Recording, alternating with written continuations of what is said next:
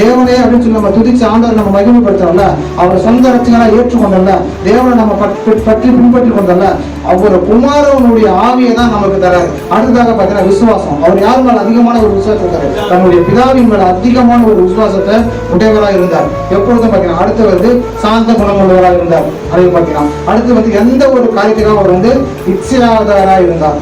அப்ப இச்சையான காரியத்துல அவர் எந்த ஒரு காரியத்துல அவர் ஈடுபட்டவராகவும் இல்லை. அல்லேலூயா.